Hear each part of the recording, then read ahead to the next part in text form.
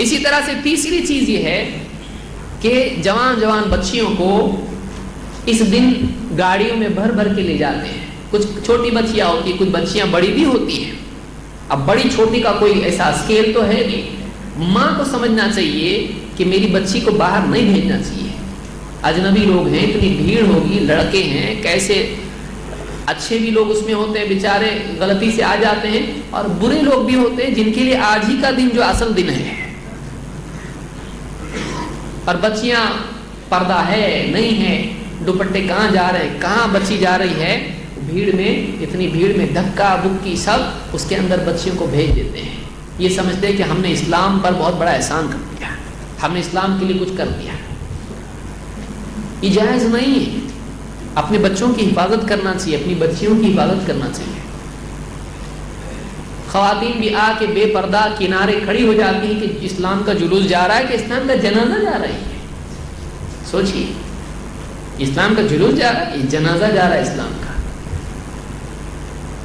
اپنے گھروں سے جھانکتی ہیں عورتیں اور سب دیکھتے ہیں, اور یہاں نوجوان بھی کہتے ہیں ان کو بھی کلمہ پڑھائیں گے, ارے اوپر دیکھو, ارے نیچے دیکھو, ارے پہلی کھڑکی میں دیکھو, نعرے لگاتے ہیں. شرم آنا چاہیے.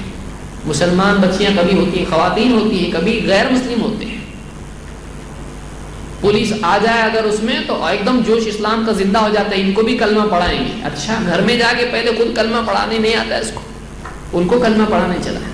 ایک ہی دن کلمہ پڑھانا ہے, نہ اس کو قرآن پتا ہے, نہ اس کو اسلام پتا ہے, نہ اس کو سورہ فاتحہ ڈھنگ سے پڑھنے آتی ہے. 10 غلطیاں اس میں نکلیں گی, 7 آیتوں میں 10 غلطیاں کرے گا.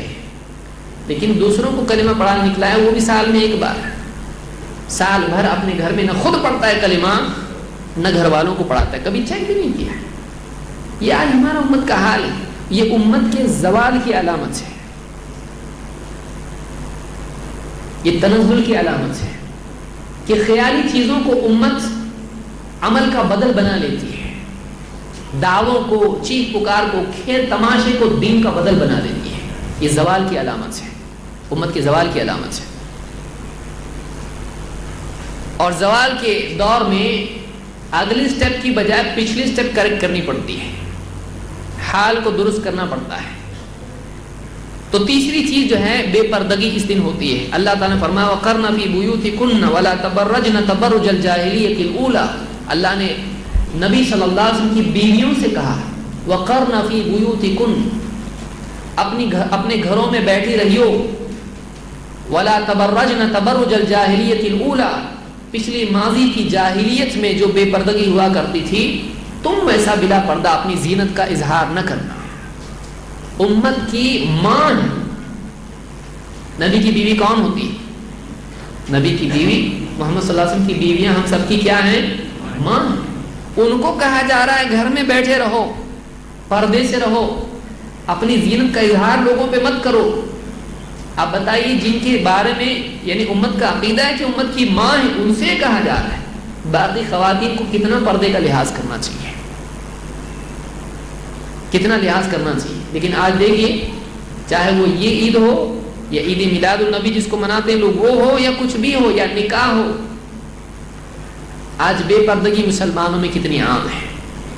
اور خاص طور سے بعض علاقوں میں جہالت کی وجہ سے بچیاں جب بڑی ہو جاتی ہیں تو خصوصی طور پر نکاح سے پہلے ان کو پردہ نہیں کرایا جاتا ہے, تاکہ کم سے کم ہماری بچی کو رشتہ تو آئے.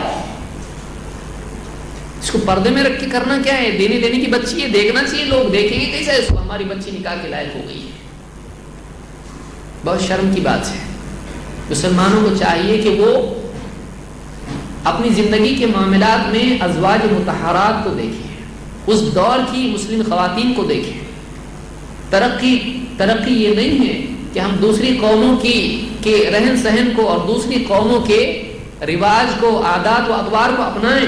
ترقی یہ ہے کہ ہم ہمارے سلف جن کے لیے اللہ تعالیٰ نے جنت کا وعدہ کر رکھا ہے, رضی اللہ عنہم ورضوا عنہ, ان کی زندگی کو دیکھ کے جئیں, ان کے اصول و آداب, ان کا رہن سہن اپنائیں. اس معاشرے کو اپنے معاشرے میں لانے کی کوشش کریں جو نبی صلی اللہ علیہ وسلم کا معاشرہ ہے, نہ کہ آج کی مغربی تہذیب جس کو پیشاب پاخانے کا طریقہ بھی معلوم نہیں ہے, جس کو کچھ بھی معلوم نہیں ہے.